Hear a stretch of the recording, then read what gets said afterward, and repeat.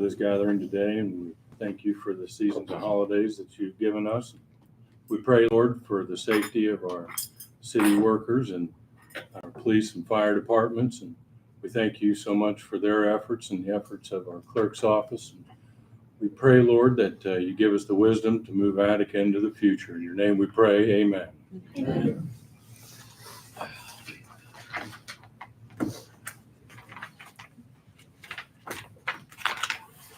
Go ahead and call the meeting to order. Tonight's city council meeting, 12/8/25. Would your clerk please call roll? Mayor Grant, Present. Mrs. Carnahan, Present. Mr. Moss, Present. Mr. Pointer, Present. Mr. Smith, Present. Mr. Roderick, Attorney Bars, Present. Junior Counsel Morgan Wood, Present. Lillian Irwin, Grace Heller. Okay, Mayor. Okay, has everybody had a chance to look at the minutes from November 10th? I have, and everything looks good, so I'd like to make a motion to approve it. Have a motion, do we have a second? I'll second it. Have a motion and a second, all in favor? Aye. Who seconded Motion it? carries. I did. Nathan, thank you, Nathan. Do we have any citizens petitions, questions, concerns tonight? This is your chance to speak for 3 minutes if you have something you'd like to bring to the council.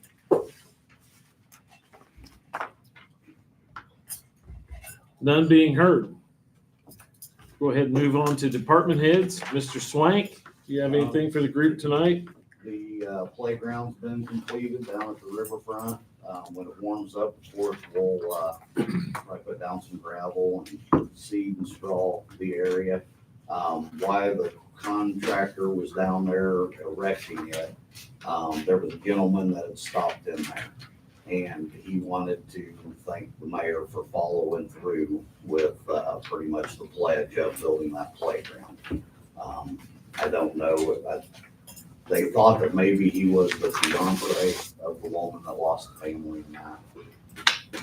Okay. So I just wanted to pass that along. Well, thank you. I've spoken to the mother and assured her that Mr. Moss will be reaching out to her for a plaque for a memorial down there.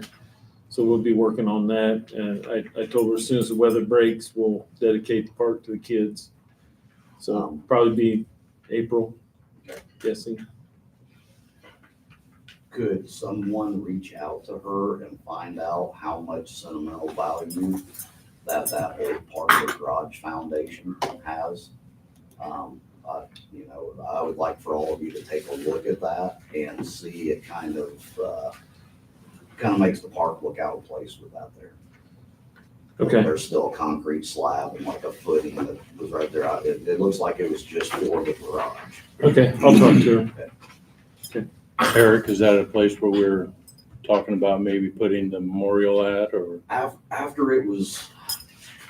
the playground was installed, I think it might be more fitting to maybe put the plaque in front of the park, Okay, in between like the two walkways. I think it would probably aesthetically look better than what we had originally planned, like if that foundation was gonna stay there, to put it on that. But I mean, sure. either way is fine. It'd probably be maybe beneficial to get the family's input Okay, on that as well. sure. Okay, thank you. Okay, we'll make it happen. Anything else? I know you had a water main break today, Yes.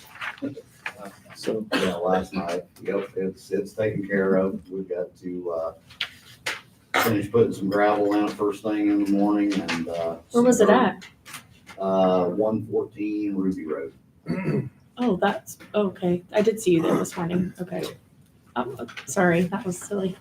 Eric, what's happening up there by the Horizon Bank right there on the highway? What are they kind of going in through there? They are installing a new sewer line. Okay. Their sewer line had failed to the bank. So there's a contractor that's in there. Is that- They were digging on it today. They're gonna dig on it tomorrow, and Wednesday we're gonna help them. Is that something that's on them doing? Yes. I just was wondering, because I know they got some trouble over there at the old, at the Marathon Station too. They're gonna have to do something there inside too. And I don't know if it's outside work or not. That's why I was asking that No, question. there's probably two separate issues. Okay. Anything else? Chief Miller, Merry Christmas. thank you. You too. That's it. Do we have any update on bus parking down by the Free Methodist Church? Used to be there on Columbia. We've been attempting to make contact with her. Yeah. Just haven't got anywhere yet. Okay. It's gonna be probably, we'll take the appropriate steps with the proper channel. Sounds good. Is there any update on our friend by the park? You know what I'm talking about, right? We'll discuss that further at a later time. Okay. Have we trapped any cats? We have not trapped any cats. Our first scheduled drop-off date was the day after a significant incident inside the city.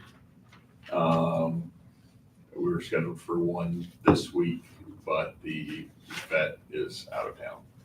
Okay. So we're still working on that process, but I've had some illness, so slowed us down a little bit. Thank you. Chief Little, Building's come along well now. The addition part is scheduled to be done in the middle of December. So happy about that. And the remodel will be done middle of January, end of January. So by the first year, everything should be wrapped up, ready to go. So it's starting to really take shape. It looks really, really good. So pretty proud of it. So they are starting to wrap the outside of the building so you can no longer see the orange or the yellow, greenish, whatever foam. So that should be wrapped up by the end of the week. Excited for you. I'll throw this out to all three of you. Has anybody yet tested the two generators?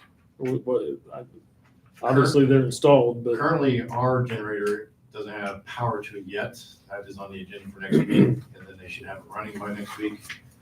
As far as your guys goes, I don't even know if the batteries are yet. It's not battery fuel aren't even hooked up on ours.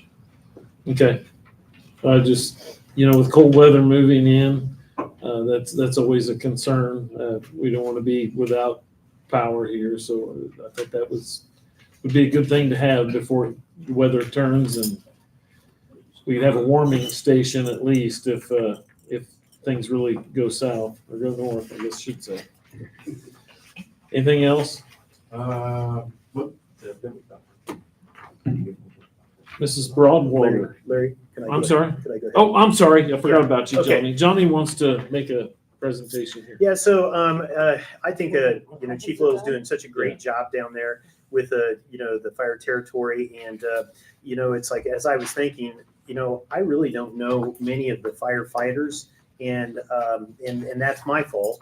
And I talked to Chief and I asked him to email me a list of all the firefighters so that we could actually recognize them. And I didn't actually know Troy over at the baseball diamond when I was announcing. And you stepped in for Chief Little. I was like, I didn't know your name, and so I felt frustrated about that. So just if you could bear with me, I'd like to name off the members of the volunteer fire department. Mike Little, Chief.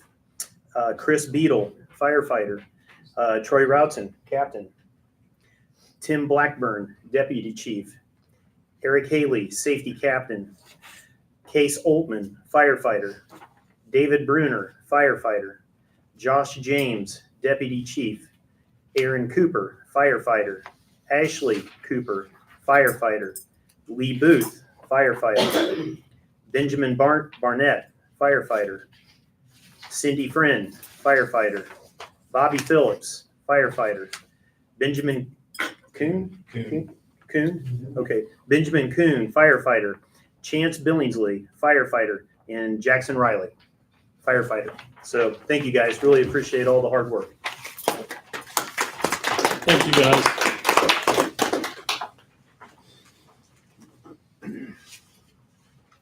Mrs. Broadwater, we'll come back to you. Thank you. We've been having fun in our office over the last couple weeks. Thanks to the fire station project right before Thanksgiving, we were without power for an entire day. So we. Is that why Larry's asking about the generators? Maybe. I had something to do with it. So we took that time and we used it very wisely. Anybody who's been around the council for any number of years, which at this point it'd just be Kaylee, well, and Mayor Grant, but knows that there's been an ongoing project with the city records. They've lived in multiple locations, most recently over in a storage area in Williamsport. So we took that time to go through. We got the state retention records for court and for the other records, and we literally cleaned out 21 96-gallon totes of stuff to be shredded. That's awesome. We had water receipt books clear back to 1900s that we no longer have. We sorted through everything in the storage thing the day we didn't have power. And then we had scheduled EcoShred out of Lafayette to come today. And we got rid of, like I said, 21 96-gallon totes Wow. of files that were out beyond the retention record. There are a lot of files that are required to be kept permanently, but these were all records that literally were outside of the retention schedule that we could get rid of. It's like probably a weight lifted off your shoulders for sure. Mhm. An Yeah. actual weight. Yes. So that's the biggest project that we've had going over the last few weeks. Of course, working on year-end stuff, as you all know. We have a special council meeting scheduled for December 22nd for encumbrances and additional appropriations. That has been, or it will be advertised in Thursday's paper. 6 o'clock, right? Yes, Mhm. that's all I have. Okay, thank you. Doesn't look like the WIGA director is here, but I have spoken to her on the phone this week, and it sounds like that things are moving along well with the grant process for the READY grant for the downtown marketplace and for the WIGA building down there. She's been working back and forth with the contractor. I know it doesn't look like a lot's going on there. The facade has been manufactured, and they'll be installing the facade on the front of the building. So you'll see some action down there fairly soon, and I think the building will look a lot better, just getting that portion of it done. Larry, any update on the building to be tore down next between the two? It's I a was contract getting to let, that. I think, right? I'm sorry? They let a contract, a demo contract. They let a demo contract, and she told me that it may be down yet before Christmas. Oh, I think it's moving pretty fast. that'd be good. So, yeah, that was good news. I think that building is dangerous. I think that it's not that secure. I think people could go in there, and we don't want them in there. So the quicker it comes down, I think the safer that it will be. So that's a good thing. Yes. Any other questions before we move on from that? More than I had. I don't see anybody here to give a 200 update, but I know that you guys brought the coins up. Jake. Oh, Jake, I'm sorry, Jake, you wanted to talk? Sorry, Well, buddy. I'm just having a little call at downtown school this week. We're having Santa Claus at Crafts Store this Saturday night. And coins are available at Davis and my store. But I need to talk to you about that, John, later. Okay. Because there's 10 people need to get coins here at the city hall. I've, 10 people. I think, I've took care of that. yeah, You took care of the think, 10 people? I've met with Nancy and gave her coins. She had. a yeah, list. Nancy was calling people this morning when I was in here Yeah, earlier. and we still have committees and boards and people to give the coins to, but Yeah. we just haven't got it rolled out. We need to do better. We need to get with these Mhm. people. Got you one? As right now, the I just get one, we yeah. wait for the Alabama family because they're out of commission right now. Oh, really? All of them? Get your coin too. Julie's just taking care of her mother, and Brandon's going in surgery the 11th this week. Oh, Still, I didn't know that. Yeah, no, I wasn't aware of that either. yeah, it's just been, Be thinking about that family for sure. keep them in the prayers. Because Larry is out of town, out of state, taking care of something. Is that it, Jake? Yeah, there's just what you see online. Okay. Well, appreciate it. Is there anybody here from the park board to speak tonight? Eli, Yeah, I give you guys some updates what we've been working on. We made really good progress with the old elementary school equipment. With a lot of help from Joanne and Eric to help us find the funds to do so. And we're also hoping to maybe get one more bridge done before the end of the year. really? Yeah. So those are the two main things we're working on. Excellent. It's great. It's great. Thank you. Is that it? Okay.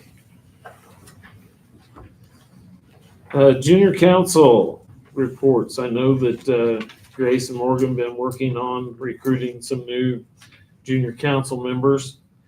And we'll be swearing 3 new members in at the January meeting.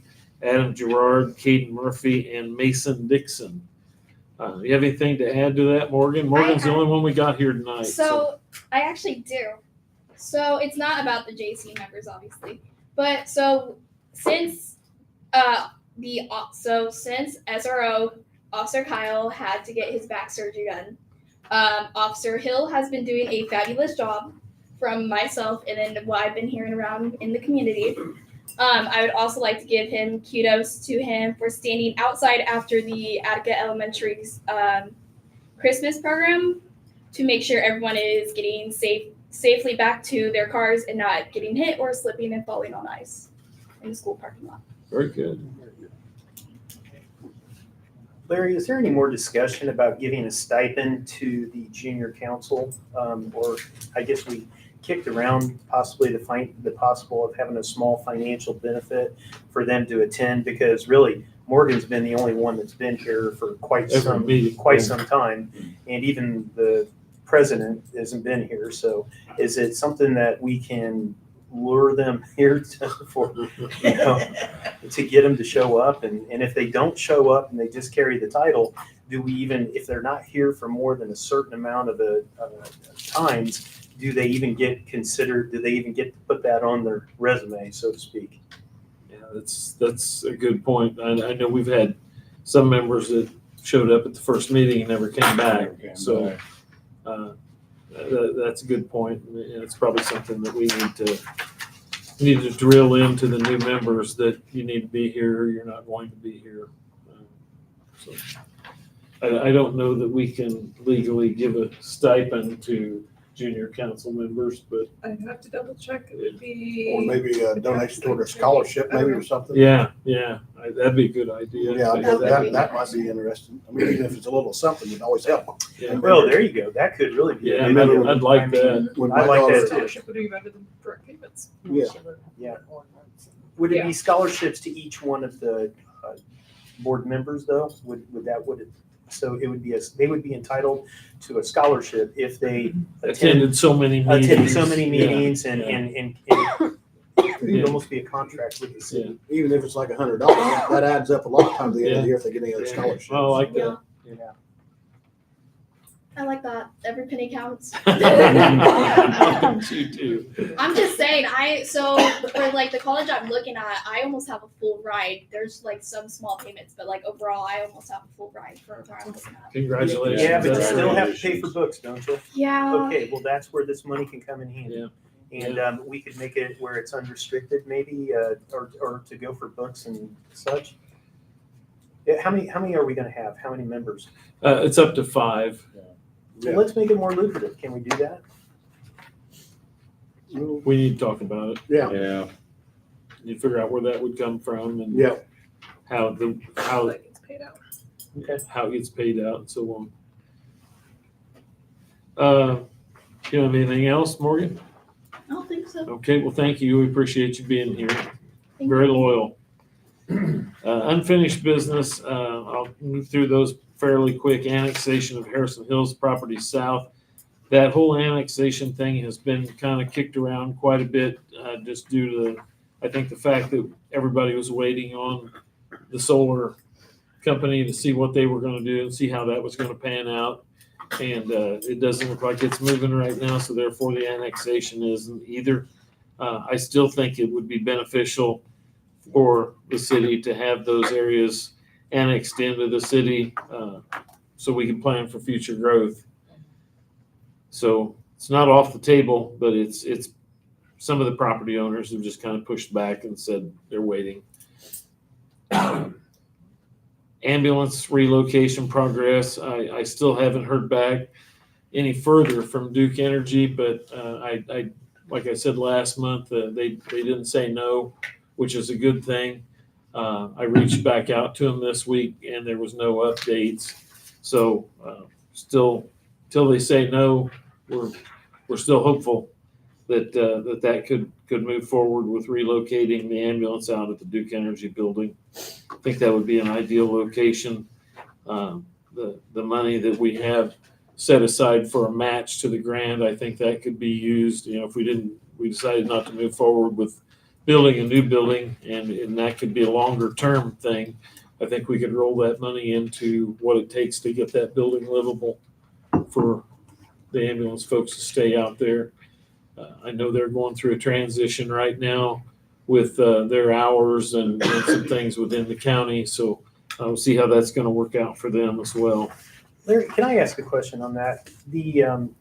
Why do we have to pay for that building? We don't, Okay, but we don't. They don't have to put an ambulance in Attica either. but we can ask them to. You can ask all you want, but that was part of the deal, that when they put an ambulance in Attica, that we would provide housing for that ambulance. Oh, okay, I didn't, okay. And that was made long before my tenure as mayor. But the thing is that they've got housing in Petersburg for that ambulance, and they could move it back down there, but it would delay the response time to Attica. It would, you know, and most of their calls, if you look at their call log, there's a good reason why they were willing to put an ambulance up here, because a good number of the calls come from the northern part of the county. Do we have any idea how much it would cost to outfit that building to? No, I don't. I don't. I've never been in it. You know, I'm just. There's an office portion in the front of it, and I have been in that part of it. So I'm assuming that could be utilized and partitioned off for their lounge area and a place for them to sleep. And I don't know whether there's showers out there. I don't know, but I think that would be, you know, if they would donate that would be far cheaper than trying to build a new building. Absolutely. And we wouldn't have to go through the fight of, I don't want it in my backyard either. Right. So, Well, I can speak firsthand on a situation that we had happen. You know, I think you guys know that we helped take care of Dave Oakes, Yeah. and he had a situation where he fell in his house, and he had been in the house for 10 hours, 12 hours, and he had a lot of blood. And Gigi called and the 911 number, and she had not even hung up, and Chief Little was coming through the door, and the paramedics were right behind him. And I got to tell you, that's a good feeling. And you guys did a great job. it is. So I can understand having that building up here is very important. So It is, and I you know, I give the chief kudos at the Board of Works meeting the other night too, in that back a few years ago when everybody was volunteer, during the day, during the week, you'd hear the siren go off 2 or 3 times trying to get somebody to come down and get in the rescue truck and drive, because they're all at work. And since we've got a couple of paid guys working 24/7, but working in here full time, I no more than hear that siren and I see the truck pulling out, and it's like that. So the response time has to be much better, and I thank you for that. absolutely. I mean, it was just amazing. Literally, she just clicked the phone and he's coming through the door. I can't beat that. Yeah. You know? That was No. always our goal when we started this. I mean, it takes both parts, you know, part-time and volunteers. I mean, I can't take anything away from those guys because they bust their hearts. No, absolutely not. But during the week, you know, people are at work, and not everybody works in town either. So it's good to see it all come together, and it's benefiting everybody, I think. So. But Larry, is it worth the question to the county to ask them, hey, okay, that's the deal we did, okay, but we can always make a new deal, right? We've talked quite a bit about it over the last year or so. When this building that they're in started to deteriorate, we started having the problems with the train. It's just not a good situation. And we met with county officials, several Multiple business times. leaders. But there's been some changes down there. Was that before or after the changes? That was after the changes. Okay. Yeah. There's a little resistance. I think that they're doing the best they can with what they have as well. I'll just say that, I've heard a lot of people say, oh, they're sitting on X amount of dollars. And if you look at it, they are, but they're not dollars that they can spend. Those are committed funds. And, you may have money in savings, but it's not, you can't go out and spend it tomorrow on a new car. Mm-hmm. And that's kind of the same way that they're in. And I think some people might look at it as we're already paying county taxes, and yes, we are. And they're providing an ambulance service, but there's nothing says it has to be in Attica. They can move it down to their med shed in Petersburg, and we can wait 15 minutes for that ambulance to get here instead of walking in the door, right after they're called. Mm-hmm. So I think it's worth something to the residents of Attica to have skin in that game, at least for now. Okay, I don't want to dwell on that too long. Riverfront, we've already talked about that.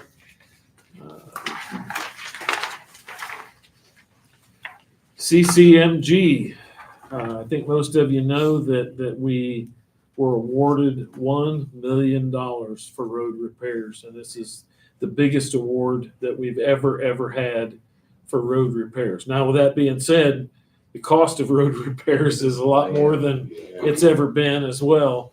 But I wanted to make sure that I always felt like we were 2 steps forward and 3 steps back on road repairs.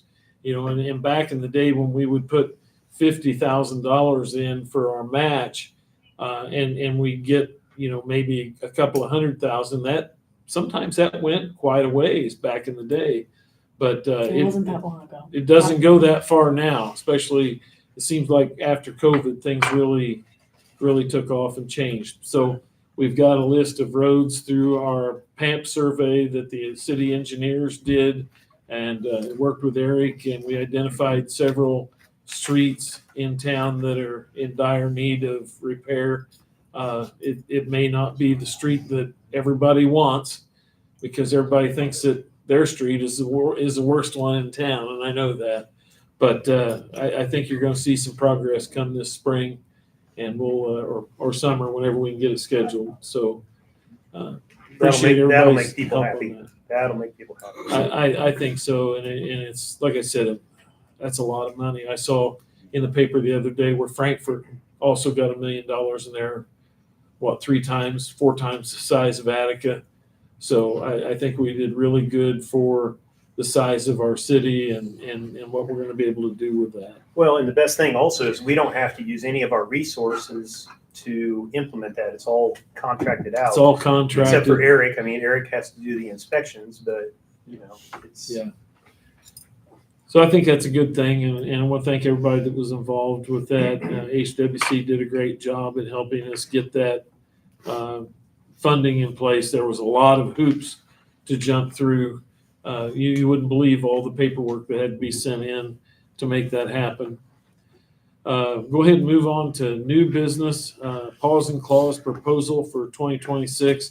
I did send that out to everybody for review. So I'll turn that over to the council. You guys want to talk about that? I would request to move the date of this discussion to after the first of the year. And there's some reasons for that. Pause and Clause lost their funding at the county level. And in addition to that, the city of Attica was getting double dipped on, okay? Triple. Was it triple dipped? Okay. However you want to look at it. Okay. And I think that it wasn't on purpose, okay? It was not intended to be done that way. In my opinion, they're having some trouble with governance. And you have the doers, and then you have the people that kind of help set this thing up, but everything in the middle is gone. There's nothing there.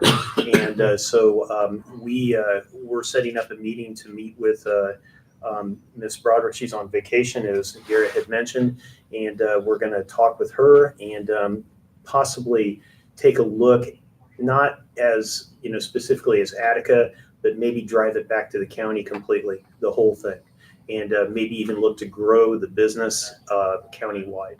So it could be where a second operation is put down south, and because they're out of capacity right now anyways, they need a lot of help. And so I think that a 5-year plan and a comprehensive look needs to happen. And I'm hoping that we can get somewhere quickly, and then we'll come back to the council hopefully with something that's more coherent and figure out where the best place is to put our money. But I'd like to table it for right now. I would just ask that we put a lot of pressure on that timeline. For many of you, you aren't familiar with the law enforcement asset that offers to us. I've talked to other leaders in the Bi-County area, and we use that service quite frequently in the law enforcement side, whether that's eradication of warrant individuals with dogs and cats inside the house. You're talking traffic stops where an arrest might be made that has a dog or cat in there. We could be put in limbo, and I don't know what our answer is.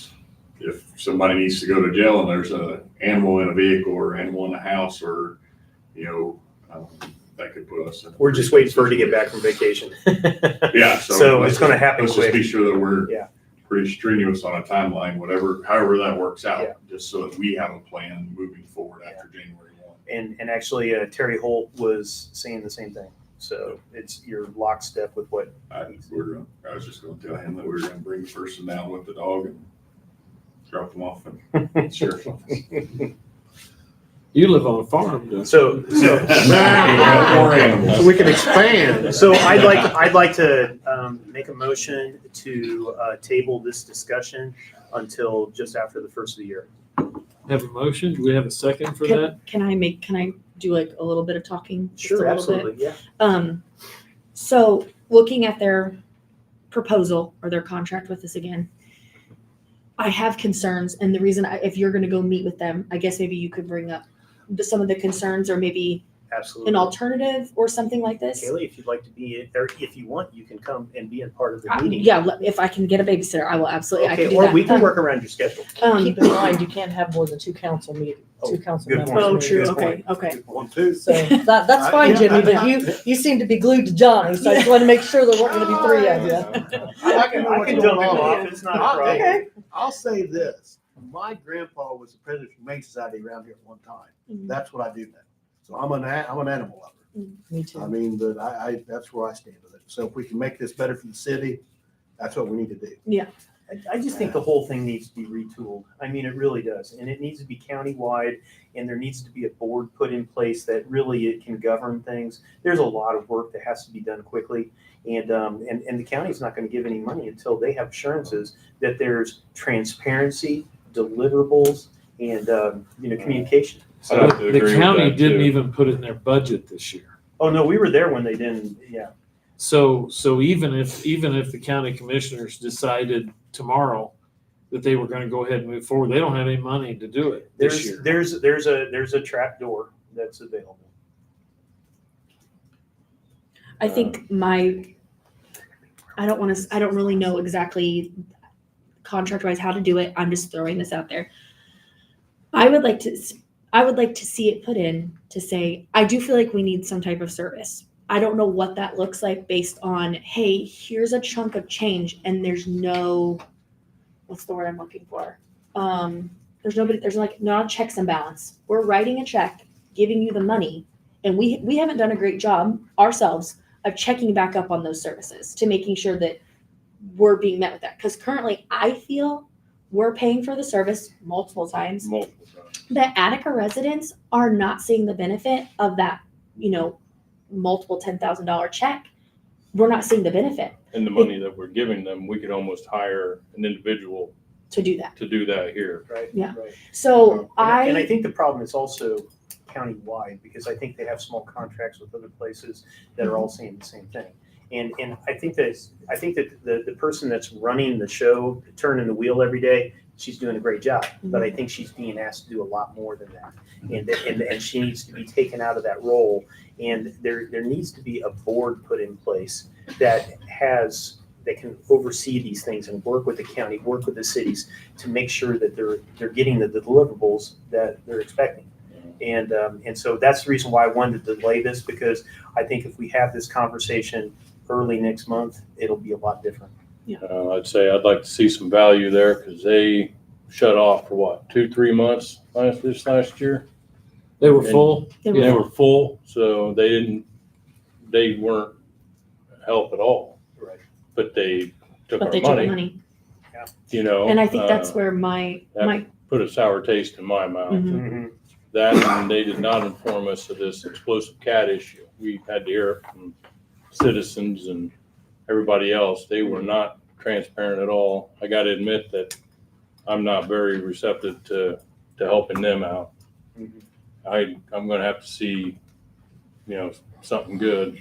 I think that it's still going to require an input. It's going to have money going in. And that's what scares me if it gets turned off completely, as for what Garrett's talking about.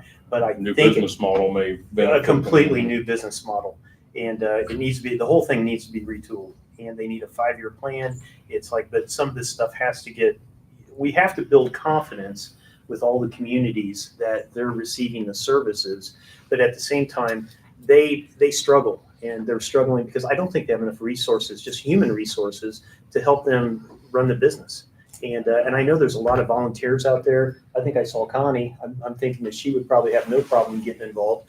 And I know Tracy Bartlett has already asked if she can get on. So I think that I think we just need a little time to work through. So We've seen where their does that numbers. leave us with this group of Cindy Cedarberg's?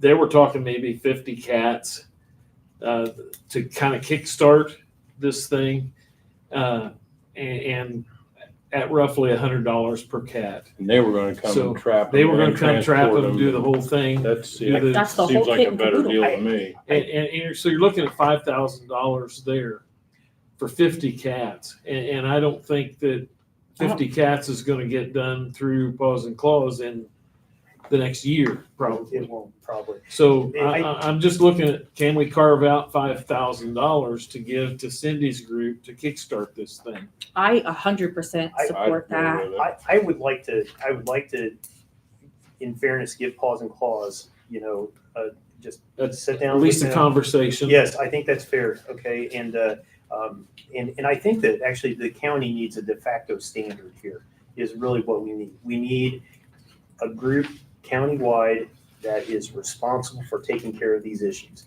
Garrett calls one place, Terry Hall calls one place, and they take care of the entire county. And I think that hopefully we can ideal. get to that point. Yeah. It'd be great. I'm The more only- concerned about Attica at this point Yeah. than Do we everyone else, see- you know. Are we not going to discuss? Are you talking about discussing this on the 22nd though? I First don't of the think year. I think first of the year, because Yeah. I think that we want to keep it short and Yeah, sweet. I think on the 22nd, that's awfully close to Christmas. And I just people have aren't going to want to concerns- be here anyway. I have concerns of not having a contract in place. They could say, I'm not doing anything. I don't have a contract. They're And, not, I I mean, don't think that they're gonna do that, and we could extend it for another month at the rate it is. I mean. Well, but okay, so I guess here's what I would like to see as an alternative option as well. I want it somewhere in there that if we don't see progress, I want to pull it. Kayla, I I want- think you're correct I on think we that. should be able to do that because if we're not seeing the benefit, then we should be able to do that. I also think maybe to see and I know this is going to take. This is not going to be as simple as, hey, we brought in these cats.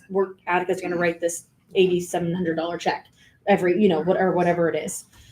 But I almost feel like it has to be this way right now, where it's documented. They brought in a stray cat from Attica. This is what we're paying per stray cat. I agree. This is what we're paying for I a said that dog. before. Well, that's or, what Covington did. Yeah. Yeah. And how does that look? How does that work for them? They just pay on a per cat or per dog basis. Are They they- don't they're give them with Paws any and money up Claws? front. We Yes. that Yeah, so that's, benefit it, us as well. Because remember when she was in here several months ago and I brought up Covington and she says, oh, actually, we have a contract with Covington now. and they have one with Petersburg. So I talked They do. with Is it the same type? I don't know, because I haven't gotten in the middle of it Okay. yet. I talked mean, with Brad Crane, who's Mm-hmm. the mayor down at Covington, and I said, what's your contract look like with them? And Brad said, we're paying them on a per cat or per dog basis. We are not paying them a flat fee up front. See, Okay, well, I think that's fair. smart, honestly. I mean, I like that too, So- pay for performance. Mhm. But at some point in time, though, I mean, I think that they need governance, and I would like to see them become, like I said, the de facto standard for the county. And then we bring the county in and really let the county fund it. But yet we have people on the board, have some representative on the board for, paws and claws, eventually, to where we have that governance and representation. Is there a way for us to see or to get that information on what Covington is currently being charged per cat? Would Brad be willing to share that He with might us? be, I can contact him and ask. I'll him. have the numbers for you from paws and claws. We're going to sit down and we're going through the numbers. We're going to find out what's going on. So that's the plan, as soon as she gets back. I guess I would just like to see a full breakdown list of I want to see a menu. Show me the Yeah. menu of, hey, if I've got a dog, you've got a call. And there's the thing. I realize we need someone. We need someone because you need to be able to call somebody. So I don't want anybody up here thinking I'm saying we need to cut that. That's not what I'm saying. We need to find something that is workable for them. It's workable for us. And that we can all be on the same team, because I don't feel like we've been on the same team on this for probably a while. And we need them to understand that you can meet with them, but you really can't strike a deal with them. You can come up with a proposal with them to bring to the council. Oh, I'm not going to strike a deal on behalf of Attica. I personally think that it needs to be at the county level.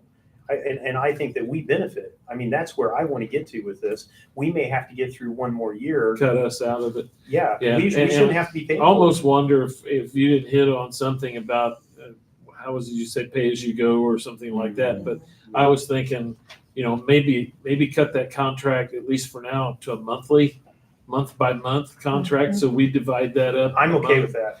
and we pay them every month. And if they don't keep going, don't do what we're expecting, then the next month we're done. Is it, okay, so can we just say, should we just say that we'll just continue the current contract month to month? I want to see We would the need, proposal at the first. if you don't mind. meeting. This whole thing might be for moot anyways, because I haven't seen the actual contract, and you might need like 30 days notice to modify or terminate the contract. Okay. Well, Or we it might currently just don't pick have up- a contract for next year. Well, not for next year, but I'm saying your current one, if there's nothing in place as like a catch-all, is they might need 30 days to terminate. I don't know what the termination clause is, so it might just continue on its own. I didn't see the contract from last year. Until something happens to either terminate It's it or the same modify one it. you got. They just scratched out the date, changed the date. Literally, I'm not kidding. Okay. That's the same So contract. are we generally saying that we need just a little bit more time, and we would probably be okay 1 month extension? I think so, but I think can't we should speak be for able to you get- And our next meeting is January 12th. We need to get everything Right? done within the next month, okay? I mean, it's gonna be a little quiet, so we should be able to make some headway. Tracy seems to be It very doesn't- committed to this, so, yeah. I'm checking. So do we need a motion on that? We made a motion to table that meeting till January. Oh, and so then we that had one's the one discussion. still open. Seconded. That one's still Yeah, open. we didn't have a second yet. We didn't vote on it yet. Okay, Jimmy seconded it. It's January 12th is our next meeting. We have a motion and a second. All in favor? Aye. Unanimous. We'll wait until then. Okay.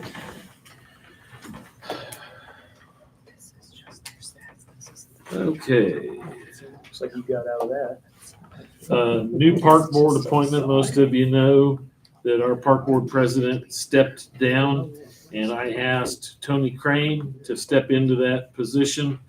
He's been working in the parks on his own quite a bit, done some landscaping, done a lot for the parks outside of the board, and he graciously accepted that. So Tony Crane will be on the park board starting in January. My mistake, and I'll own up to it right now, I had asked Mr. Mattern to take over as president because I didn't know any better. And it was pointed out to me that The board, or the board has needs to vote on that. Yeah. So I've sent out an email and asked the board to please vote on that. I think that any member of that board would be a great choice for that. I think they're all very dedicated people, and I wouldn't have a problem with any of them. So we'll find out who the next president's going to be come January at their meeting. Right, Eli? Sounds like due process. All right, thank you. Nepotism forms, everybody's already filled those out, turned them in, so thank you. We got those over here to Joanne. I want to make a special thanks to Lexi Haddock for her service as the Main Street Executive Director. She is going to step away from that position starting the first of the year. She's still going to be involved and help with the planning and certain things, but she's not going to be moving forward with that. So she's done a lot, and I really appreciate everything that she's done. Main Street has decided that they will not be doing the farmers market in 2026. I did put out a message telling that I would work with vendors on a one-by-one basis as long as they abide by state regulations and codes. I know that, and I've talked to Jake about this, but there's a lot of hoops to jump through for selling even farm produce now. If you're selling it outside of your farm, it gets pretty complicated. But I think Jake Mediate has a statement here to make, and he handed out, gave us a handout here. Yes. Hey, hold on a second, Jake, I have a question. So Larry, I believe that we funded Main Street for a $25,000 stipend or whatever did. Okay, We what did. happens to the $25,000? I don't know that we even put it in the budget for this year, did we? For next year? I would have to look. I mean, there's money budgeted in economic development, but it was being paid out of local income tax, which is going away. So that may have been Yeah, a factor in the that residual. was So part of will it be paid out in? No, it's not automatic. It was a year-to-year thing. The council voted on it it every was. year. Oh, it was. There was not a year-to-year, okay. contract. It was a year-to-year vote that the council made. Okay, because I wasn't. Yeah. Okay, I just wanted to, make sure. That, No, we're not gonna lose that money. Trust Okay, me. all right. Okay. I'm sorry, go ahead, Jake. I had a pamphlet for the new market. This right here? downtown, Okay.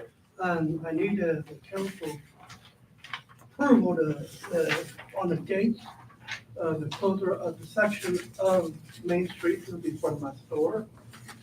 There'll be a new event for downtown Attica and everything. Wherever it says everything on the piece of paper.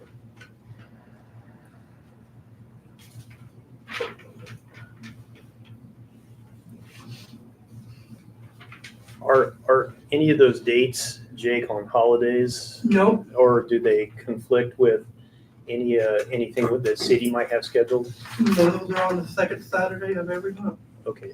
Oh, that's what it is. Okay. Yeah. Those will be on Saturdays. So you would be closing from Fifth Street Perry. to Perry, Right there, in front of my store. so you could come down Main and you'd have to turn then at the post office and go north on Fifth Yeah, during the time that this is going on. yeah. That's a pretty long timeline there, 7:30 to 3:30. Well, you gotta have, people got set up and people got tear down.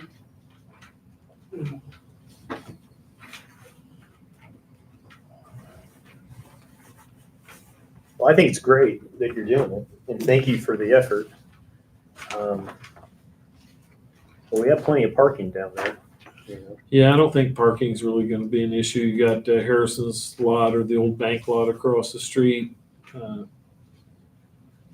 And I talked to Jake about maybe seeing if it was available for people to set up in rather than closing the street. But I don't, you probably haven't talked to anybody from I talked to Harrison's. Chip, that's gonna be, that parking space is gonna be reserved for the vendors to park. 'Cause we So you want to park your vendors over there and then They're let them gonna set park their up in the cars and street. set up. and they had access to an indoor restroom right there in my building. Because where other places they had in the past former market, they really did not really have access to restrooms. This last year, there's just no restrooms over there. And you have to walk a block away to go to a restroom. And also, I got access to electric from Flamers and in my store. Yeah. It's just a better setup for the market. It's easier and vendors can have first class service. And Main Street's not doing it this No, next year, no. so. This is Main Street Nostalgia. We'll be hosting the event. We'll be under our management. Who's responsible for making sure that the road is secure? That'd be me. Usually what we do is Eric's guys will drop off barricades or cones and they'll set them up. Even Main Street did that. They set them up themselves in the street, and then when they were done, they just moved them off to the side. And put them up. Well, I don't have a problem with it. I think it's a great idea. I think it's a great idea. Jake does a lot of good stuff down there for the city of Attica. I'll make a motion to approve it. Have a motion and a second. All in favor? Aye. Looks like you're good to go, Jake. Yeah, I'm good to go. Thank you for doing that. Thank you. And I will get a copy of the minutes when they're available. Okay? Thanks, Jake. Okay, we're winding down here. We're getting down to discussion regarding city-owned and operated cemeteries.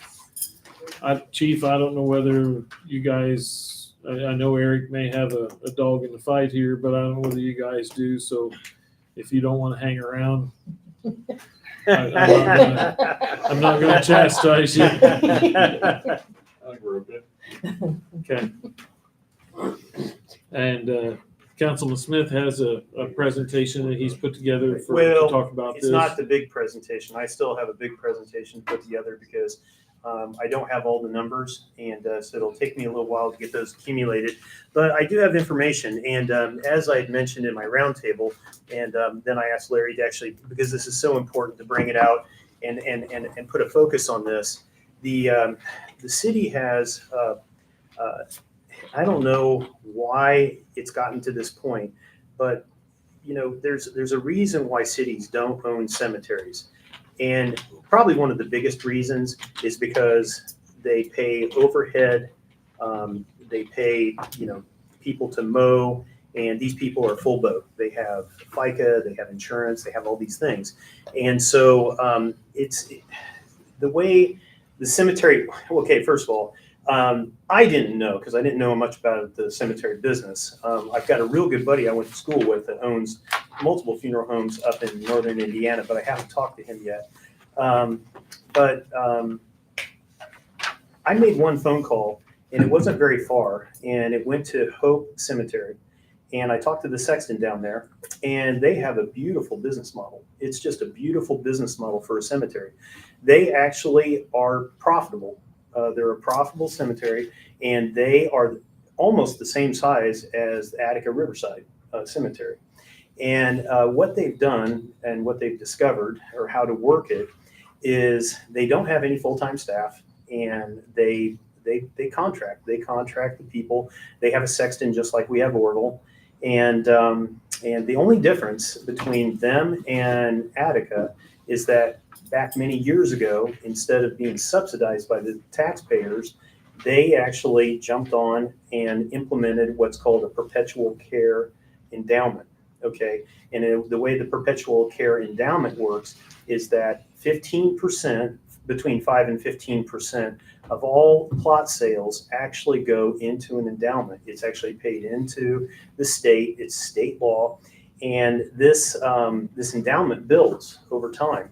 And also, not only that, but people are also allowed, okay, say somebody wants to donate to something like Paws and Claws or a cemetery or whatever, that they can actually donate money to it. And it's not touchable. You can't touch the money, okay? And then this money is invested.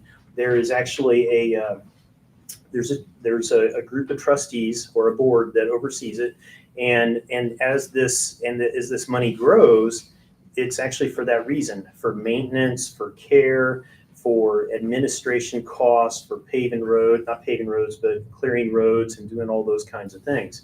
And the city of Attica made a fatal error on this, I believe, and of course, this is hindsight, so it's easy for me to say this, but it was a fatal error that instead of moving towards a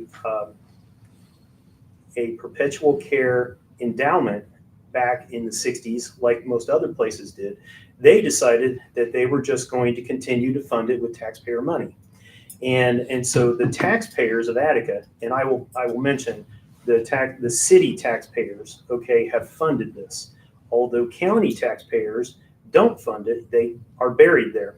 And it's not fair, okay, talking about double dipping or whatever you want to call it, or not paying at all, paying your way. That's been going on for a long time, and it's not fair. It's not fair to the citizens of Attica. Now, if a citizen of Attica decides they're going to be buried there, then they benefit, okay, because all of the upkeep is actually being provided by the taxpayers. But if you're not going to be buried there, it's not fair. It's not fair. Like in my case, and Mr. Moss presented the question to me in the last council meeting, where am I going to be buried? And I thought and I pondered on that for a while. And you know, the answer was, well, first of all, it didn't matter where I was going to be buried, but then it did matter where I was going to be buried, because I'm from northern Indiana and my family has family plots that are already paid for. So I'm a taxpayer, right? And I'm paying taxes. And the cemetery budget is 10% of our overall budget. Now, more or less, okay, because I think we have about a $2.1 million budget. And the cemetery budget is about $250,000. It depends year to year, whatever it is.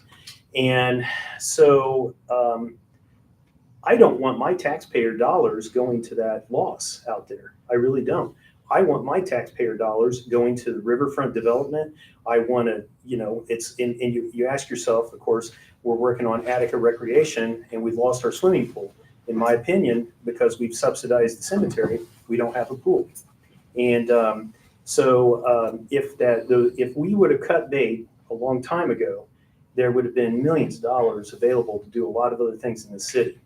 And we still would have had the same quality care and caring and respectful situation for our residents. And as I've looked into this, okay, because that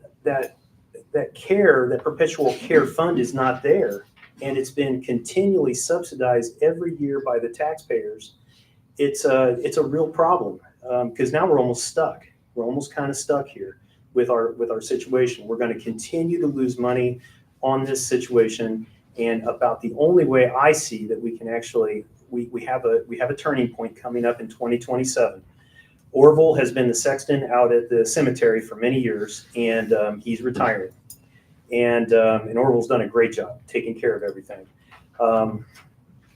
So there's a pivot point right there, and then there's also another pivot point. Eric has talked to Joanne about there's a requirement for a new dump truck and also for a backloader, wheel loader, backloader, backhoe. Yeah, thank you. And we're looking at about $250,000. We're going to have to pay $250,000. So between the loss that we have of $250,000 and then in 2027 another $250,000 in equipment, okay, I think we're at a point where we can do something. If we were able to take and follow the formula that Mount Hope has come up with, which would be a 7-member board, and the city of Attica fund this thing, okay, and ask Orville, and Orville gets a special deal, whatever, ask him to sit on the board, stay on as sexton, and he gets compensated in a certain way, and then we let the board figure out how to handle this, but we give them a bag of money. We give them a bag of money and let them figure out the business plan and the business model for the cemetery. And I think 2027 is the year to do it. They can, and then I would recommend that we also put together a perpetual care fund endowment and allow that to start happening off of every plot sale going forward. And I might even say that we might go backwards and ask families that have large purchases of open plots to consider paying a 15% fee on that if they would, to help the endowment get built a little bit bigger, because it was never done in the first place. You know, I don't want to continue to pay taxes on this. I don't think it's not fair. People that come back, people live elsewhere and they're not paying taxes in the city, but yet they can come back and benefit themselves by being buried here. It's just not fair. It's not fair to me, and it's probably not fair to about 50% of the citizens in the city of Attica. And so I would like to put the city council on a course of seriously looking at this hard to try to find out if there is a way that we can divest this, fund it appropriately with the monies that we're going to have to pay out anyways, and give it to a board of seven people, just like Mount Hope has done, and create a profitable business model instead of having a losing business model like we have right now. So that's, and I have a lot more information, but I didn't really want to get into all the details, but it is possible. It is possible to be done. Mayor, may I ask a question to one of Mr. Moss's? What's that? Can I ask Mr. Moss one of the questions? When was Riverside Cemetery Association founded? Oh, God. Long time ago. Was it before or after 1939? Well, wait, I know, I'm Matt, do you have any idea? Mr. Ball? 1800s. When was the Riverside Cemetery Association founded?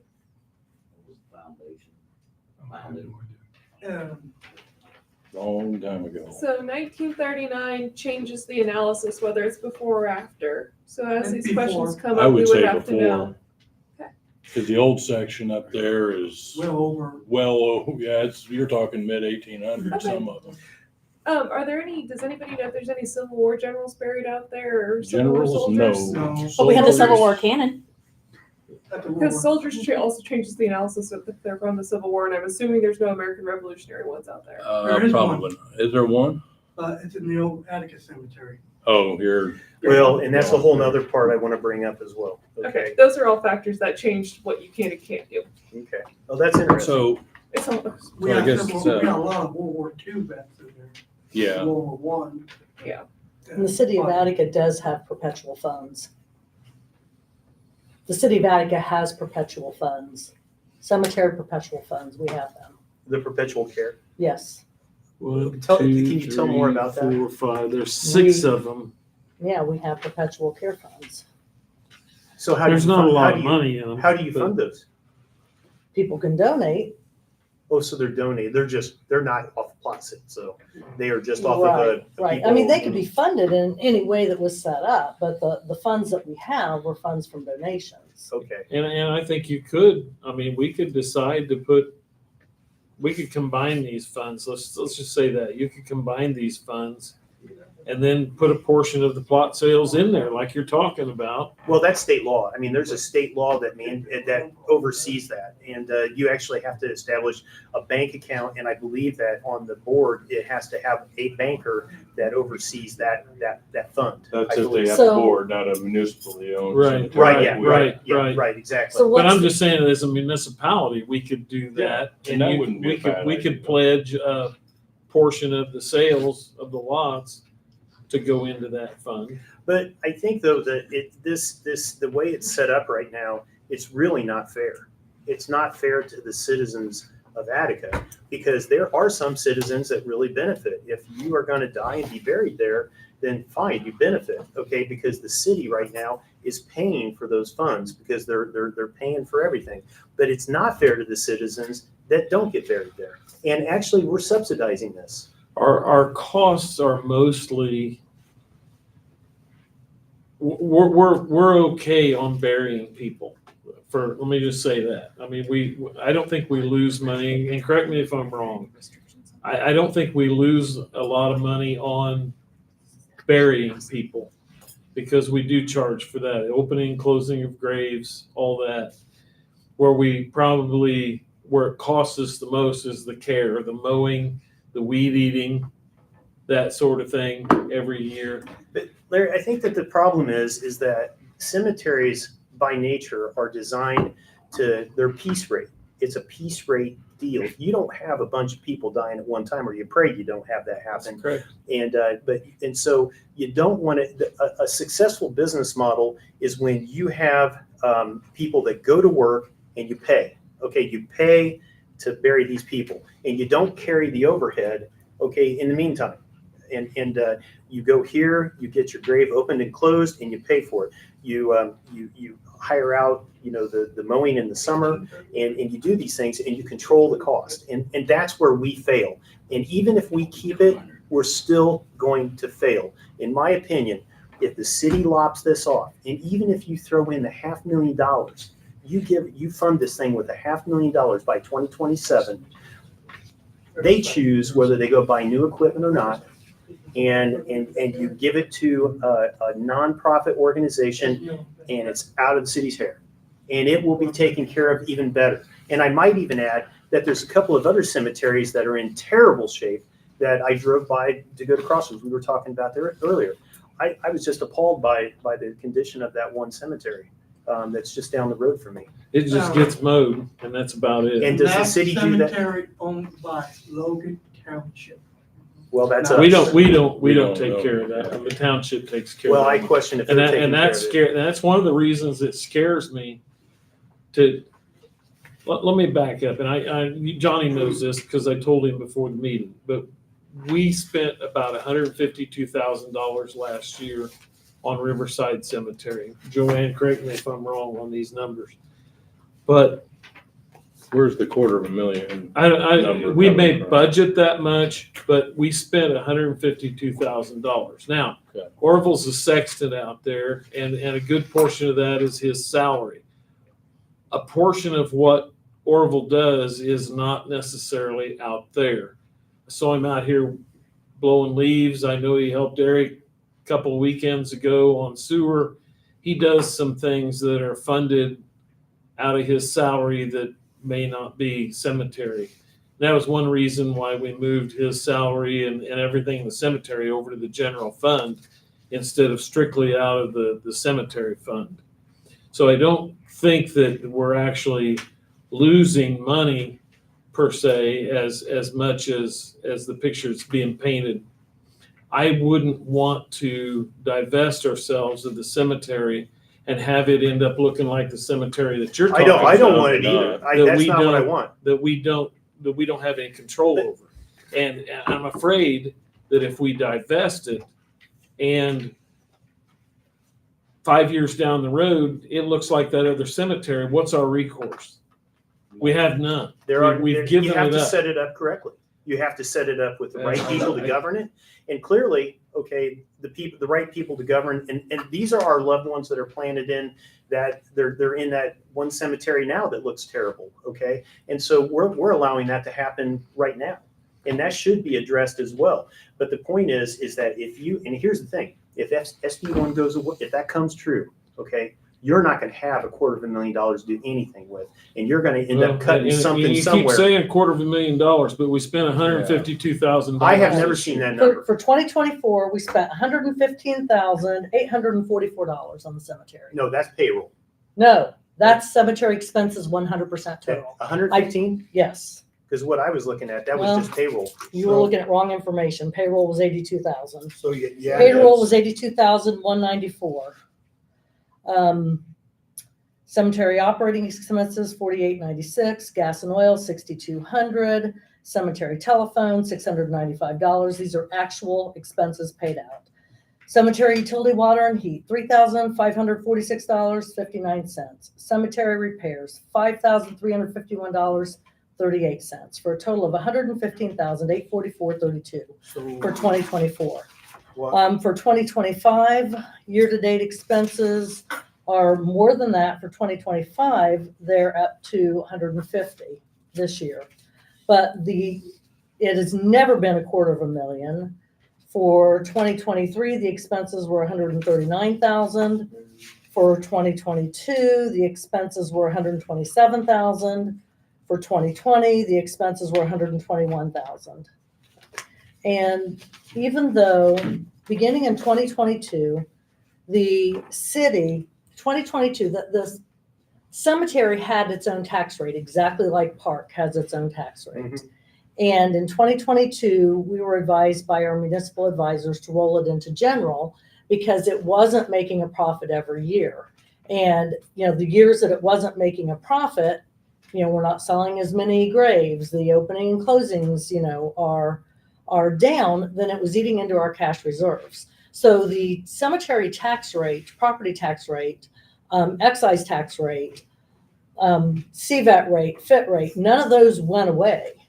We still receive revenues other than the opening and closings and the burials. We do have a perpetual care fund. We have multiple perpetual care funds. And the tax rates have just been rolled into the general tax rate. And that occurred beginning with tax year 2023.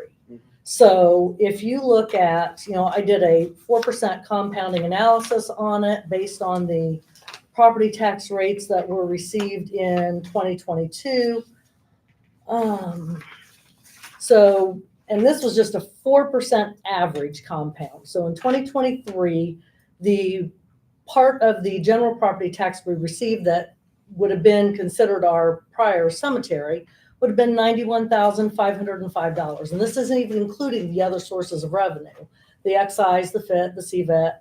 2020 or 2024, it would have been $95,165.67. 2025, it would have been $98,972.30. So there is revenue coming from that besides the opening and closings. We do have perpetual care funds, and not every year is a loss. And like the mayor said, Orville, our cemetery sexton, 100% of his income, his salary does not come out of the cemetery fund. Doesn't the administration happen up here though? And is there software? Are there other expenses that We we're do. not talking about? So in my opinion here, so if we were to just say, okay, here's the cemetery and we're going to set it over here and give it to people that can really take care of it. Okay. This is their job to take care of it. All right. What does the city gain? What happens to the city if we take that over there and we move it? We lose control over it. No, we don't lose control because there's a board. There's a board, and we're losing money. So in my opinion, we're not doing such a good job. So and we're also losing Orville. Orville's gone. Okay, so we're not going to have a sexton, and we also have to buy equipment here. So why don't we give this cemetery to somebody that can take care of it? They have their own board to govern so that we can work on things for the city like infrastructure and all the things that we're falling down on that really need our attention. The township has a board, right? Isn't there township board? It's not just the trustee, there's a township board. See how well that's working out for the township cemetery. Cemeteries. I'm personally not willing to Yeah. give up control of the cemetery for as little of gain as there might be. I don't want get to to vote on get into this. the numbers a little farther, okay? Because I think that the numbers are bigger than this, and that we have some very big expenditures coming, and we have the SB1 we're faced with, and this is a golden opportunity to take by 2027 a big bag of cash and give it to a brand new group of governance, okay? Set it outside the city and set it up correctly, just like Mount Hope. And what if they go through that and they fail? You have to trust in people, and it's a model. We're failing, I think. If we right now It are doesn't always deficit, lose money though. it loses money every year. There's no way. Not the numbers you're talking It about. loses money every year. It does not lose I money. don't know how I'd you're have to figuring see it. that. I can't imagine. Must John, be some of right that. here. I haven't had a printed them chance to off. look through them. You didn't ask me for them. You spoke with 2 people in my office and never once did you ask to speak with me. I asked for the I'm numbers. sorry, somebody out here has a question. What's your name, sir? My name is John Graves. I live down here at 605 Ravine Park Boulevard. I get what both gentlemen here are saying. The key is if the city can maintain some oversight and put in conditions to where if they begin to fail or they begin to fall, then we as the city can step in and say, wait a minute, So we're not giving complete control over? Well, that's what the board is for. The board, there's a 7-member board, and the 7-member board is actually made up of a nominated council person, okay, that would be from our city council. The director, which would be Eric, he's overseen it to date anyways. He would be a part of that. The sexton, the current sexton, and then we would invite 3 church members, okay, to 3 different churches, excluding the Catholic Church because they have their own cemetery, and we've been taking care of that free of charge for them, which hopefully that's going to get resolved. And so then we have 1 financial person. Now, okay, you're talking about the churches. There's the Catholic section, which I Right. wasn't aware of, but there's also a Jewish section. That has been deeded back to the city. Okay, but I had lost my thoughts somewhere. Still, if we're talking about one of the cemeteries that's failed because of the township, if they have a board, but we see that, well, we hope that the board is doing the right thing. They've failed. There's the one that's off, maybe it's the one you guys are talking, it's off of Perry Street, 2 blocks. I think it's on Lithia. Is it Lithia or? That there's a Freemason obelisk in the one corner. That's really the only that's standing. That's the one. And that, I was always wondering who, just as a citizen, just as a resident, what cemetery that was and how far back that went to. That was just out of a historical interest. That was the original cemetery in Attica back when it was founded years ago. And I think that we need to start putting some pressure on the trustees, okay, the trustee, to get these things cleaned up. I mean, and it's like, everybody's busy. They have limited money. While we're talking about the Catholic cemetery, I did speak to Father Rasner about, As did I, yeah. the Catholic cemetery, and he wanted to extend his and the church's thanks for all the years of maintaining that cemetery for, all the Catholic citizens here. And they also said that, if there needed to be some kind of, contribution by the church to help maintain their cemetery the way that, Eric and the boys always have, that they would be willing to talk about that. I think, and John and I have already talked about some of this, but Joanne pointed out that we do have several trusts that are already set up. I think that if people knew that there was a trust set up and that they could donate to that trust for perpetual care, I think we could probably do some of the things that the cemetery that John's talking about is already doing and still maintain control of the cemetery through the city. I don't think it's fair for you to compare that to other things and say, well, it's not fair to the citizens of Attica. I pointed out to John that I pay school taxes and my kids aren't in school anymore. Yeah, Valeria. So I'm talking. Should I not pay school tax anymore since my kids are out of school? We're all paying that. We're all taking care of that. I looked it up here. The area that we mow at the cemetery is about 60 acres. We mow about 84 acres of parks.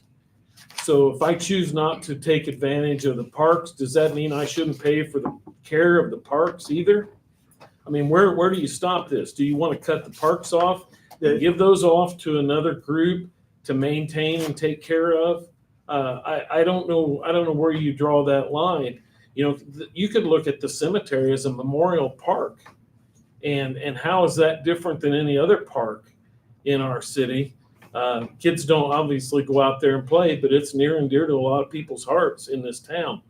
And I would dig my feet in and say, no, we need to find better ways to take care of it, better ways to fund it. But I am not for handing over control of our cemetery to another group or entity that may or may not take care of it in the future.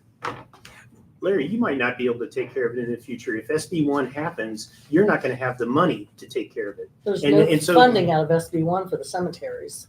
That's all local. Local It's general income fund. tax. It's No. general fund. I'll agree with that to a point. There No, it's may, local income tax. And- we if may you- have if- to make cuts. And that we if don't you, want. if you take, and we've got a great opportunity here because we have a $500,000 budget coming up, and it's a beautiful situation. We can fund this thing with a lot of money. It's a lot of money, and then put the endowment in place, the perpetual endowment, and trust people put people from Attica that you trust on the board.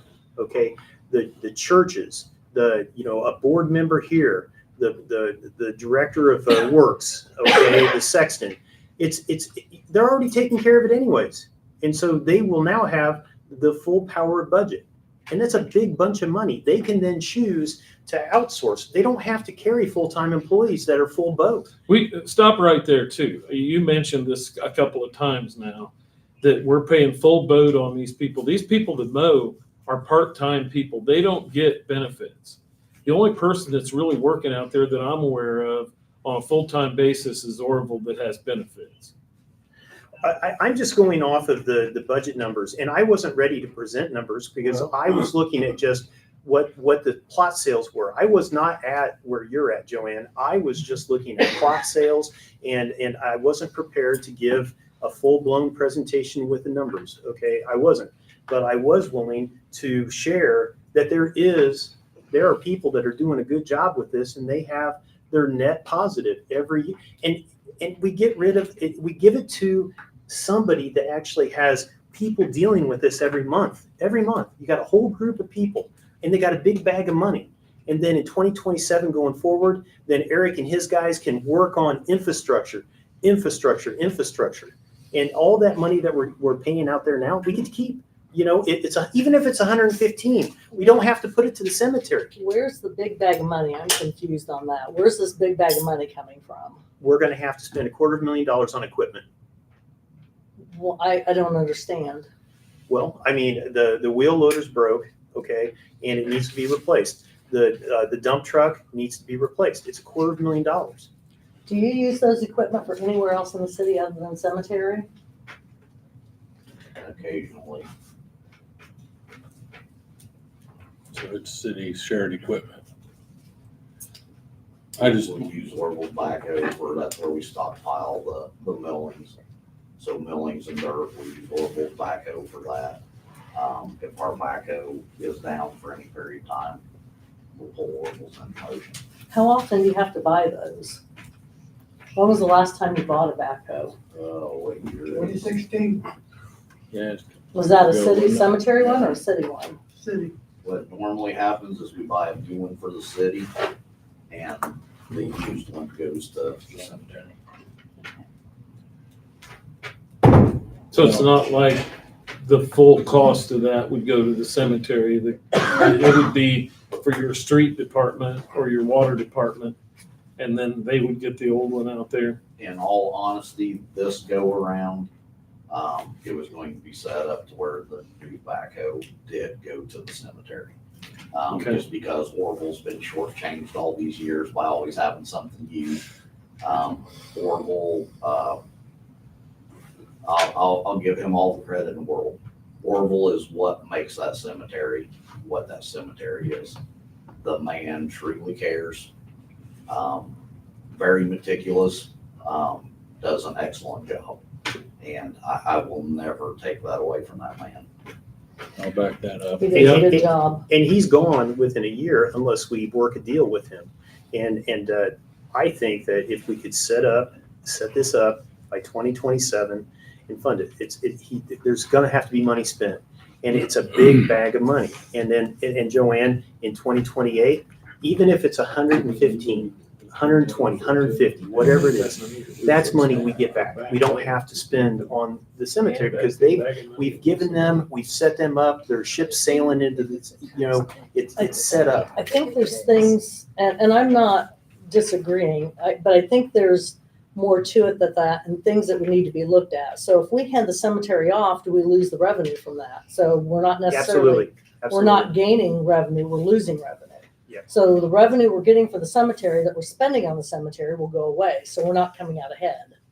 Well, I don't know what the numbers are, but they didn't look like they were really spectacular. Now, I know in 2024, the ordinance increased the rates and things like that. But up until that time, though, I don't think. But even under the old rates, though, we did not lose money every year. Yeah. I mean, I think in 2024, we made a profit, maybe 23. But like I said, we don't lose money every year. And with the increased cost of the opening, closings, and purchasing of the graves, we don't even have statistics on what that's going to look like because it's only been in place, what, a year, if even? Maybe See, not even a the year. nice thing, though, if it's set up to where if this nonprofit has it, they get to charge, and so they could literally get their open and close of a grave, and then they could work a deal. Like if it's $800, they could say, okay, here's $700, and go spend it to whoever it is, and then they get $100. They have $100 that goes back into the kitty. It's like every okay, so like on foundations for monuments, if they're charging 85 cents a square inch, then they keep 10 cents a square inch. Every transaction they have, they get to keep money. So it's actually set up, And we can do that as well. The only problem is we're carrying that full-time staff. And that's where we fail, I think, is like we can't compete with a nonprofit because, they got to pay we got to pay taxes. And honestly, if you could do a deal with Orville, to keep him, you're actually you're better than losing him. Orville has he has a well-deserved retirement.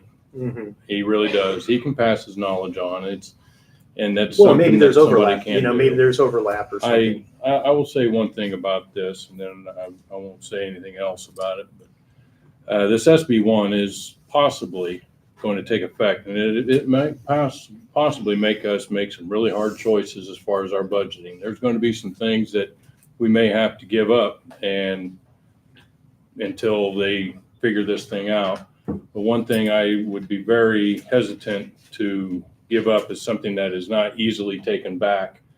If we give up this cemetery, there is no getting it back.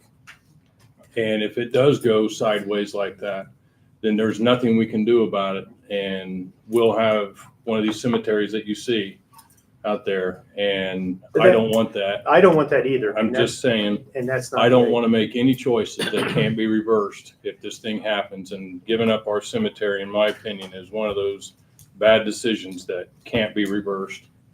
That's all I got to say about it. It's not a bad decision. It needs to be I think it's a considered. bad decision. It's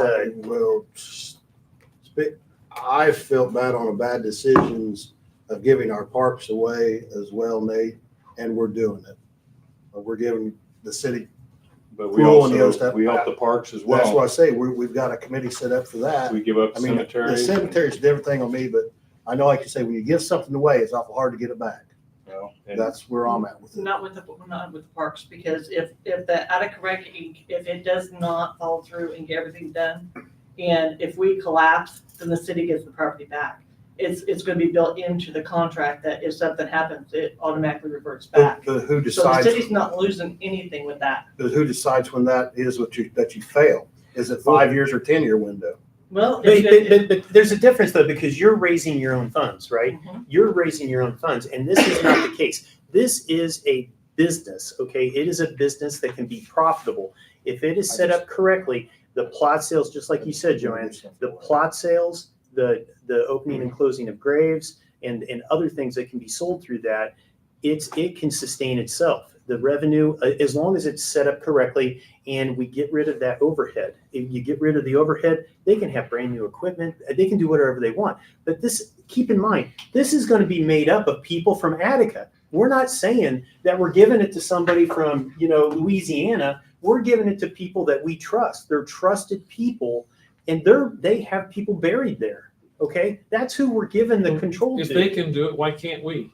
Because we are a city and we're full boat. We have to pay full boat on everything. The day you do this, Larry, she's got more money in her budget. She's got more money in her budget, and the day you do this, you've got I don't more see people that. working on the cemetery. I don't see that. So are you talking about selling it to an entity? No, or not you selling, well, just- for $1. I don't know how the transaction But takes you're place. talking about losing complete control. I mean, selling it to an entity. We're- And I'm just trying to understand. Yeah, So what's our cemetery rates right now? I don't remember off the top of our head. Say it's $800. I don't think it's that. I I think much, it's but- 700. I think they need to be raised also. And they just They were. just did. But they need to be raised again. I think they need to be competitive with Covington and Danville. I think that we So need. what's Covington charge? They're 800 and we're 700, so we're 100 What's off. Danville charge? They're more. They're more. Considerably more. Well, they're in Illinois. Yeah. So then, so you're talking about this organization that the city sells it to, divests it to, loans it to, whatever, however that looks. Them basically paying for it based on the sales of the opening and closing of the graves and the services that are provided. And 100%, I mean, it's being 100% funded by that. yeah, when we give them that, we're giving Right. them the business. Right. They're So getting the then business. What is gonna have to be, I mean, let's just say that your estimate is right of $250,000 based on the fact, with the rates that we have and the amount of revenue that we have received from, let me find 2025. It's not. Let's call it 50 grand. It's probably not that much, but call it 50 grand. So in plot sales for 2025 year to date, 36,450. So if the expense of the cemetery are 150,000, and right now plot sales are 36,450, how much are they going to have to increase to be able to generate $150,000 a year revenue, or even $100,000 a year revenue? Well, this is just off the top well, of my I head. don't think we were quite there yet, Joanne. That's the thing. We need to look at that. But Mhm. I with this presentation, I wasn't there. Well, It's I like- mean, so if we need 100,000 and we've got a third of that, so then just off the top of my head, then we're charging 700. They're going to have to be increased to 2,100.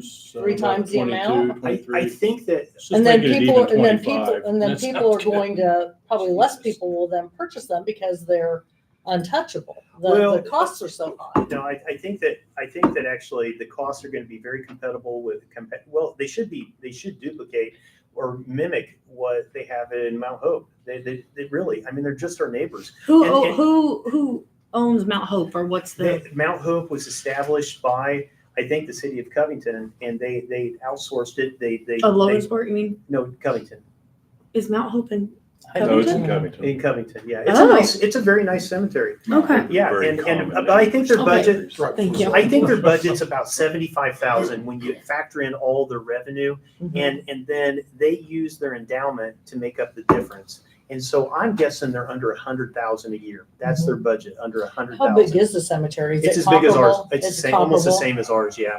And as a matter of fact, I've been talking to the sexton there, Luke Thomas. Luke Thomas, yeah, Luke Thomas, and he, I think he would come in and talk with us. I And think Attic's got a little bit on them. So what's the revenue from their endowment on an annual basis? I think he told me that, well, see, he actually was misspoken when he first talked with me, and I thought somebody, just a big benefactor, gave him the cash. But then he came back and he corrected himself and said it was actually a perpetual care. Mhm. And it's about 270 now after all these years. And they're in the catbird seat right now because with their investments and everything, I mean, they get the Right. rest of the But- money. But how much in donations do they get into that fund every year? Well, I don't know about donations, but I know that they take Or 15% what's off their- of plot Yeah, sales. what's their revenue? 15, what's kind of adding into it? But no, what's the total revenue they get off the 15% of the sales? What's that number? What amount of revenue do they get off of their plot sales into the perpetual care fund? He told me the numbers, but I guess what's 15% of 40, 15, 6,000 maybe? What would that be? Well, 6,000? 10% would be 4,000, so Yeah. 15% would be 6. But I don't know exactly, but So, yeah. so, Well, but they've been I'm doing just this, trying to- but they've been doing this since the 1960s, right? So, but, And that's from the sales. I'm not talking about the interest or the earnings from investments. I'm talking about the sales. Yeah, that's what they add in each year. They add that in. But see, what I'm saying is we don't have that, okay, because we've actually subsidized with taxpayer money And instead of building up that. We have about perpetual- $100,000 in perpetual care funds. Oh, well, that's good then. But I so mean, then we would that, have perpetual care funds. but does that go back to the cemetery then, or? Yeah, it's So it's you- for so the you're thinking cemetery. We're not really spending any of it right now. Okay, It's so not you're budgeted. But just, you're it's just letting it build then? It's available, yes. Oh, okay, so you could start taking this, well, maybe we're not as far away as I thought we were. And that's then. where I was going about, if people knew that these funds were out there and they could put more money in them, we could build up our perpetual care fund to a level that you're talking about, and we could help live off that interest. Yeah, but the point I'm making though, Larry, is that, okay, so if you take a look at every taxpayer in the city of Attica, okay, the taxpayer in the city of Attica wants their money spent, in so where they can benefit, right? And if they're getting buried in the cemetery, then they are getting the double benefit, right? But if it's somebody that's paying taxes in Attica and they don't plan on going to the city, or if they're going to go to Bethel, what you're saying. if they're going to That's go a to good Bethel point. or some other place, then they're not getting their fair share of their taxes being spent on things that they want. But maybe I don't plan on going to the park either. Uh-huh. I don't have grandkids to take up to Ravine Park and all that money we've spent on the park. But at least How is this different? because the money we because spend that on the money's being parks. spent at a deficit. When you have the opportunity to take that money and set it aside, and so when people come in for plot sales and they pay money as the perpetual care, they're paying money off the plot sale to take care of the cemetery. Yeah. The way it is right now, all of the citizens of Attica are paying for this, and that's not fair. So how do we sustain the parks? There's no money coming back in from the parks, That's a but part. yet that's all taxpayer But that money. is available to every person And so fairly. is the cemetery. No, it's not. No, it's not. Oh, The I cemetery guess is you not. can't get buried out there unless you really.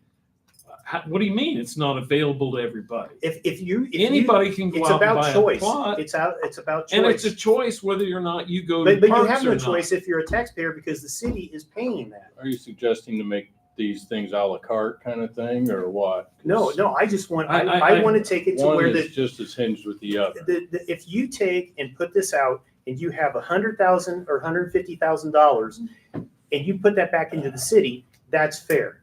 That's fair. If you continue to support this the way it is, it's not fair to all citizens. Same thing with the park, I believe, but sir. I want to speak as a taxpayer. Number one, I hate taxes. I hate them. We all do. However, a relative recent resident of Attica, many of you know my wife, Christy. I won't be buried out there, but to know that it is there, that the city is providing this. There's a history there. There are people that have contributed to our nation.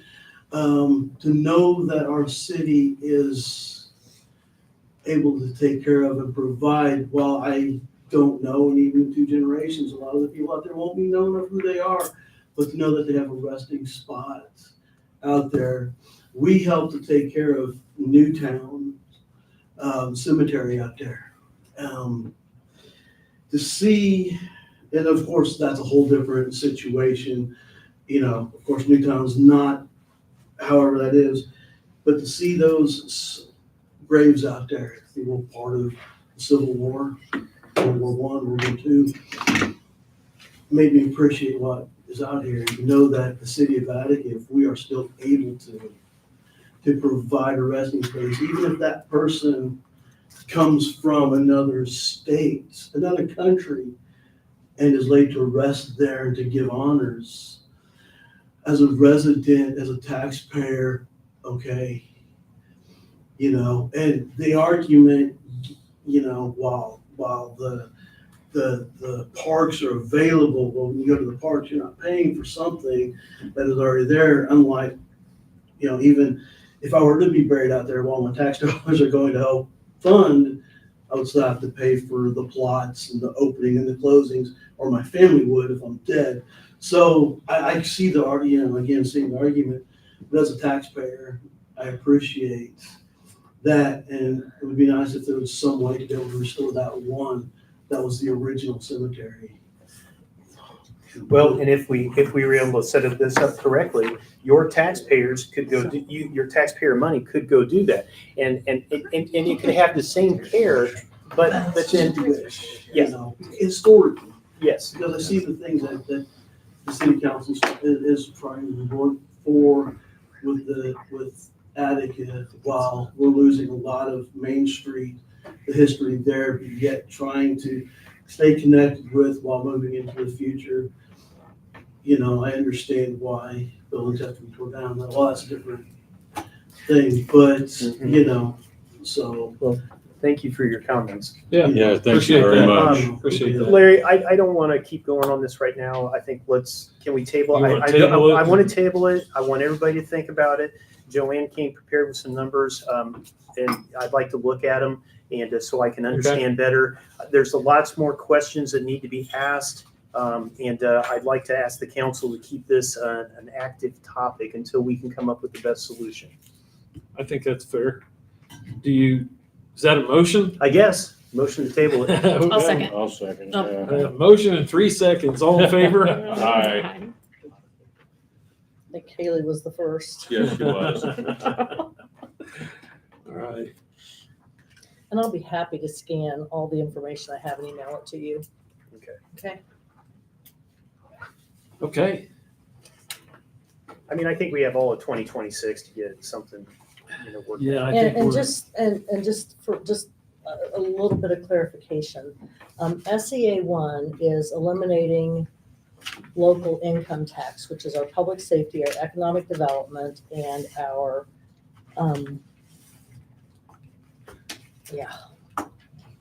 just Those are the totally two, lost my the train two of thought. major No, ones. no, there's three: economic development, public safety, and I literally just lost my train of thought on the other one. But what the SEA 1 is doing as far as property taxes is it's not reducing our property taxes, it's capping our growth. So we're not losing property taxes. So the property tax money that we receive into the general fund, it's not going away. It's just going to be capped. With the way that the property values have been increasing so rapidly, what that's doing is it's capping that growth so that it's not going to go up 20% in 1 year. So it's not eliminating or reducing our property taxes, it's capping our growth. So our property tax revenue is not going to go down. It's just not going to grow as quickly as what it has been previously. But So we it could are get outpaced by the cost of things going up? Is that fair? probably not. So you'll have a loss of purchasing power, but like I said, it's not lowering it. They're not taking anything away. They're just capping the growth. But the local income tax, and it's not going away. It's going away as we know it. And I'm not going to go into a whole lot of detail, but at the last conference that I went to, there's different thresholds and different ways that things are calculated. And, we're in the other 3,500 because we've got a population of about 3,100, and that's based on the last census, which was in 2020. And, the formula that applies to us at this point in time is that we would have to petition the county to levy up to a 1.2 on our behalf. They can keep up to 75% of that. But there's rules in place. In order for them to keep any of our 1.2, they have to petition for a full 1.2 on their own behalf. And then they can't cherry pick. They can't say, we're going to keep 75% of Attica's 1.2 and 25% of Covington's. It's across the board. And the way that 1.2 is calculated is it would look at what the total percentage of the Attica population was compared to the total population of Fountain County.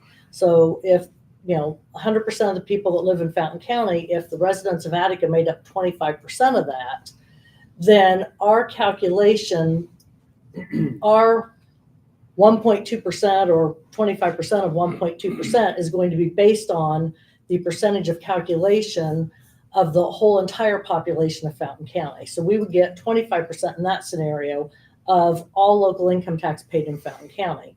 If we are above 3,500 and we're able to levy our own 1.2% tax and keep 100% of the You get all of it. 1.2 without involving the county, that 1.2 calculation is totally different. It's only based on 1.2% of the citizens of Attica.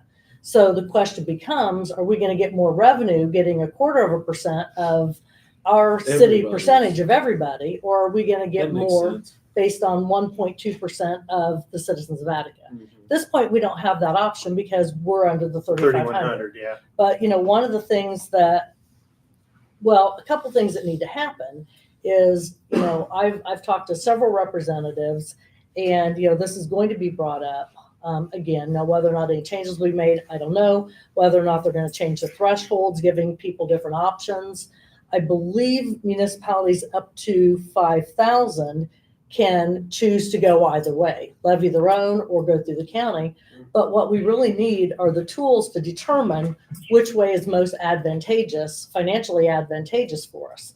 25% of the whole of Fountain County or 1.2% of just the citizens of Attica.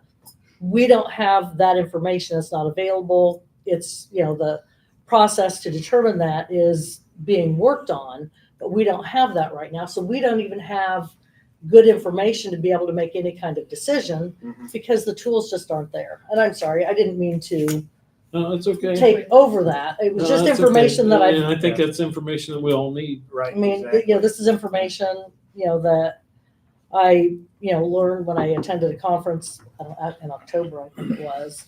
And it was really interesting because it seems like every conference I go to, there's more nuances to, this whole SEA one.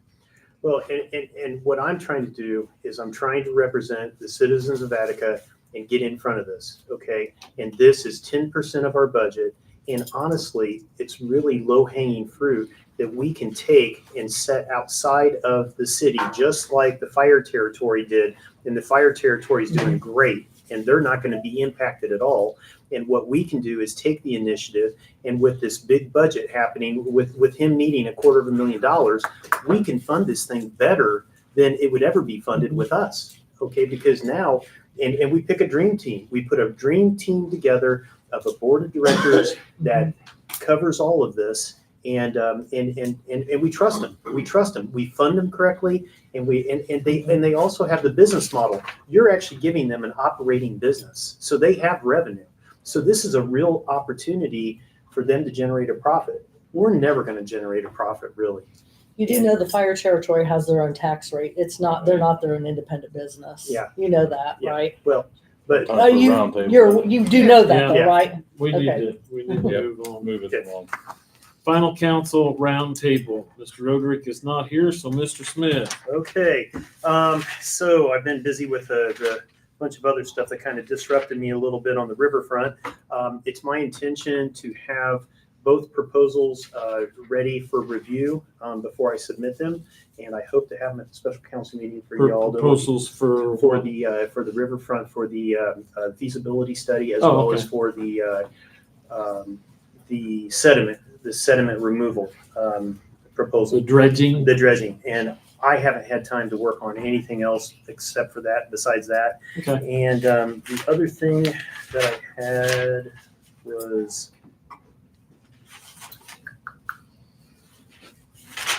let's see, there's something else that I wanted to talk about.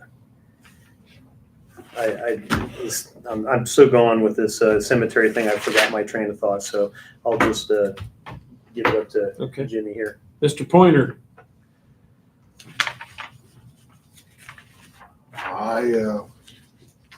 I've heard enough tonight. I'll pass. Thank I'd like to say some more, but I'm at a loss of what to say. you. I'm Mr. Moss. sorry. I hope everybody had a good Thanksgiving, and that's all I got to say. Mrs. Carnahan. Pass. Our next regular meeting is scheduled for Monday, January 8th. No, it's the 12th. The No, 22nd. the 22nd. Second. I said our Regular next meeting regular. is no, January. I know, but 12th. it's still January 12th. Is it the 12th? Yes, it's the 12th. Oh, I'm sorry. I You got missed that. 22nd on there, don't Sorry, I'm pretty sure, you? No way. I've checked it 3 times No, I today. probably missed So that. hold on, I'll double check it. The second No, Monday, you're right. It's the 12th? Yeah. is it? Okay. I Sorry, must have sorry. got the wrong calendar. Appropriations, I you got January apologize. 22nd. It's been a long night. Special meeting for additional appropriations is on Monday, January 22nd. or December. December. 22nd. I don't know how I messed that up. Larry, what are we gonna do during that session there, basically? It's gonna be Well, Basically, we possible. shore up the accounts that we need to move money from here to here in the shell game of Okay. things. Okay, so it'll be pretty quick then. Should be. Okay. Should be, Johnny. I Can't don't hit. have any special initiatives for that, just, All right, do I have a motion to adjourn? I have a motion to adjourn. I have a second. I'll second. No. I need to- Johnny seconded. Thank All you. in Just favor? save the trees, right? Aye. Thank you. Yeah.